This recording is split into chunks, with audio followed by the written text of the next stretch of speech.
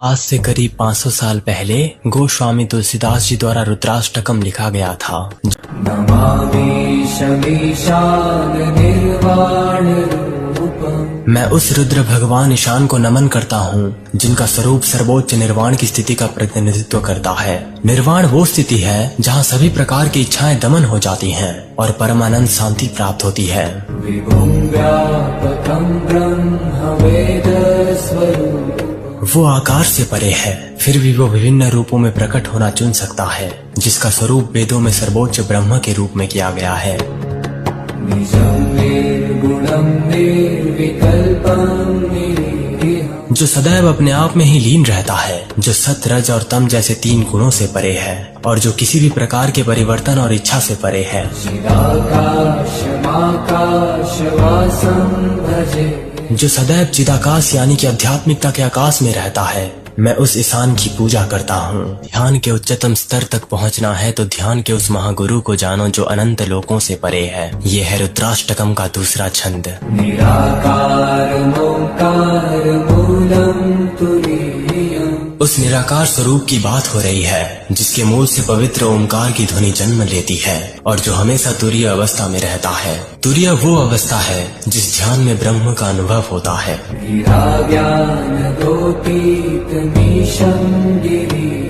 ना तो उसे वाणी व्यक्त कर सकती है और ना ही उसे इंद्रियां अनुभव कर सकती हैं। उसे गिरीश कहा जाता है। गिरीश का अर्थ होता है जो पहाड़ों का स्वामी है।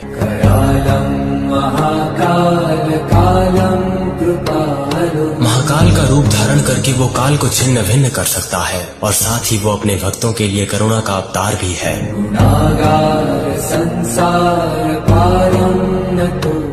मैं उसे नमन करता हूँ जो इस संसार के भ्रम को पार करने में मदद करता है, जो गुणों से बने निवास स्थान की तरह है। बर्फीली हिमालय के पहाड़ों के बीच एक सफेद मानव आकृति महाध्यान में डूबी हुई थी। क्या आप बता सकते हो वो कौन था? यह है रुद्राष्टकम का तीसरा छंद।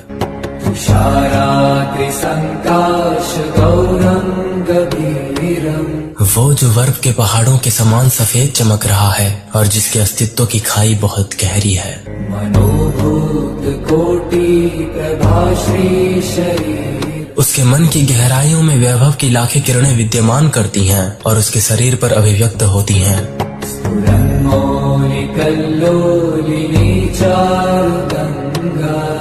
वो जो जिसके सर पर सुंदर गंगा धड़कती है और संसार की ओर बढ़ती है।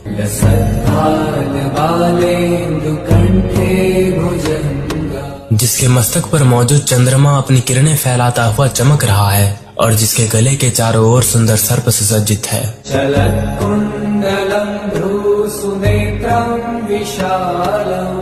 वो जो जिनके चेहरे के पास कानों की बालियां झूल रही हैं और जो आकर्षण भौहों और बड़ी सुंदर आंखों से सुशोभित है।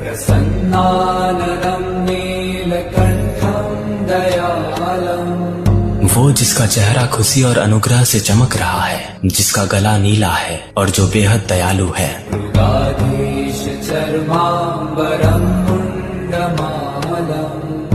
जिनके वस्त्र पशुओं के भगवान की खाल है और जिनकी गर्दन खोपड़ी की माला से सुशोभित है। प्रियं शंकरं सर्वनाथं भजामि। मैं उस शंकर की पूजा करता हूँ जो अपने भक्तों का प्रिय है और जो सभी का भगवान है। प्रचंडं प्रकृष्टं प्रगल्भं परेशं। वो जो भयानक, प्रतिष्ठित और अत्यंत बलशाली है, जिसे सबसे सर्वोच्च माना गया है। अखंडं अजं भानुकोटि प्रकाशम्। वो जो सदैव अजन्मा और संपूर्ण है और करोड़ों सूर्य के तेज से युक्त है।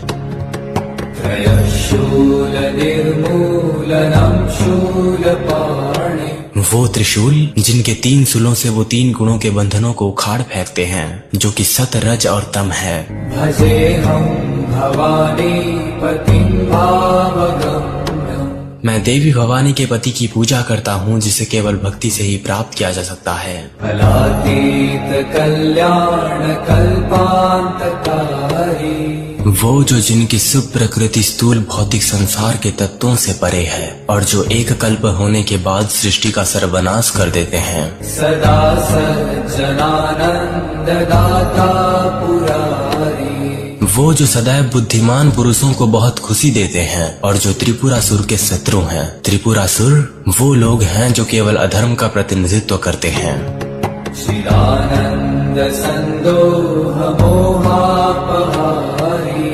वो जो महान भ्रम को दूर करके आत्मा को चिदानंद की पूर्णता में डुबा देता है। प्रसीद प्रसीद प्रभो मन्मथारी, मैं उनसे कृपा की याचना करता हूँ जो विनाश के प्रतीक हैं। न यावत् उमानाथ पादारविन्दम्, जब तक उमा के भगवान के चरण कमल हैं। भजन्ति लोके परे वा नराणाम्, इस दुनिया में या बाद में मनुष्यों द्वारा अगर उनकी पूजा नहीं की जाती है न तावत् सुखं शान्ति संतापनाशम्, तब तक जीवन में सुख शांति और दुखों के अंत का अनुभव नहीं होगा। ध्यान देना, सुख भी एक तुच्छ चीज है। प्रसीद प्रभो सर्वभूताधिवास, इसलिए हे भगवान कृपया दयालु बने जो सभी प्राणियों के भीतर रहते हैं। यह है रुद्राष्टकम का आखिरी छंद। न जानामि योगं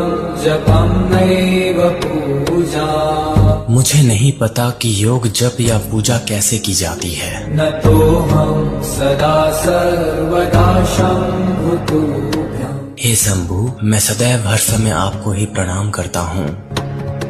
जरा जन्म दुःखौ गतातप्यमाना, कृपया मुझे जन्म और बुढ़ापे के दुखों से, साथ ही उन पापों से बचाएं जो दुखों का कारण बनते हैं। प्रभो पाहि आपन्